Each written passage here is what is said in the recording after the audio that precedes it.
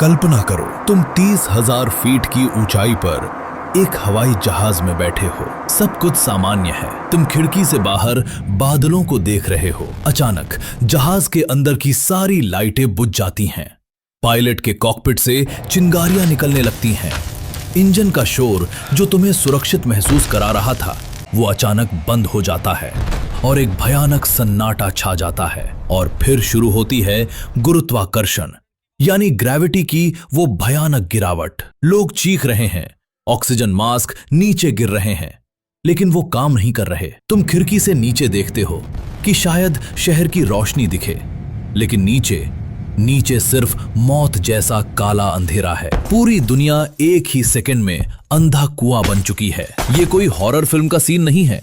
ये वो हकीकत है जो आज, कल या अगले 10 मिनट में तुम्हारे साथ हो सकती है। अगर ऐसी कयामत आ जाए और तुम्हें पता चले कि दुनिया खत्म होने वाली है, तो तुम अपनी आखिरी कॉल किसे करोगे? माँ को, पार्टनर को या पुलिस को?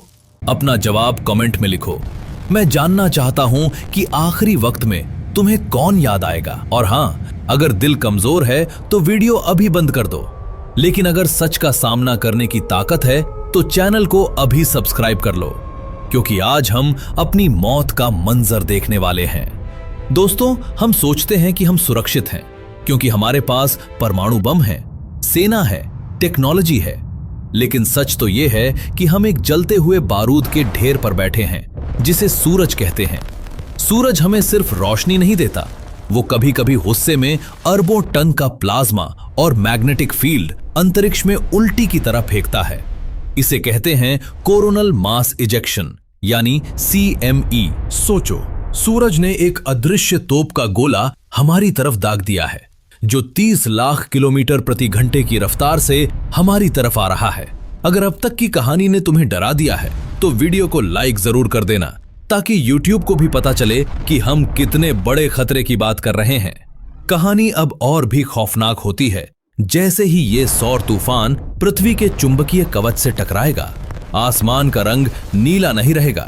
पूरी दुनिया में, चाहे वो अमेरिका हो या भारत, आसमान में खून जैसी लाल और जहरीली हरी रोशनी नाचने लगेगी।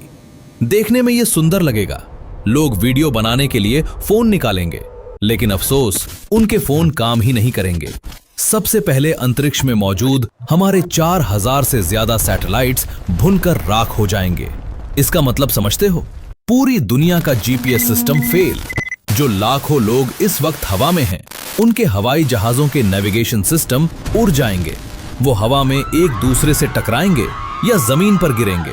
समुद्र के बीच चल रहे बड़े बड़े जहाज अपना रास्ता भटक जाएंगे। लेकिन ये तो सिर्फ शुरुआत है। असली तांडव जमीन पर मचेगा जैसे ही वो चुंबकीय लहरें हमारी धरती की तारों में घुसेंगी।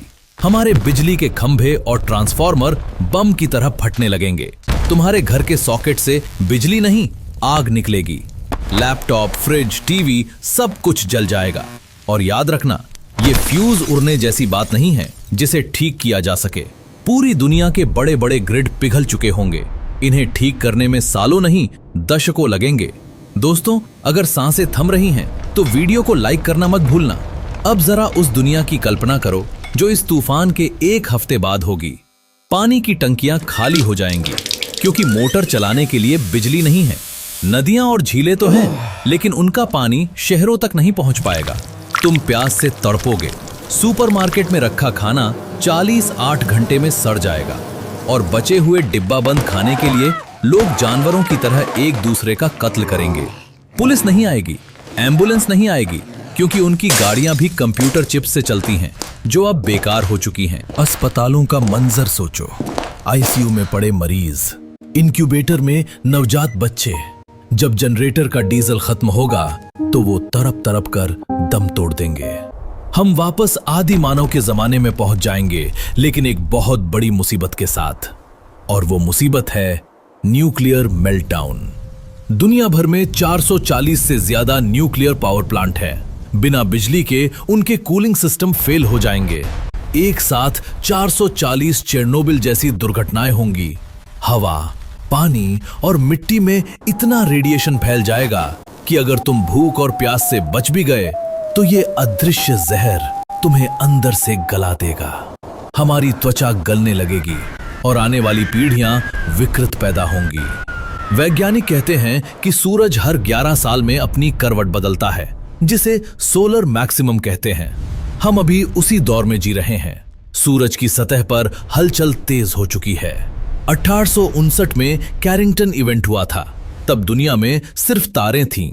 1989 में कनाडा में अंधेरा छाया था।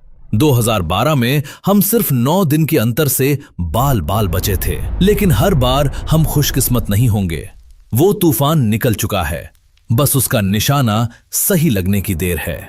शायद कल सुबह जब तुम सोकर उठो तो सूरज की रोशनी कुछ अलग लगे। शायद वो तुम्हारी आखिरी सुबह हो। क्या तुम उस अंधेरे का सामना करने के लिए तैयार हो?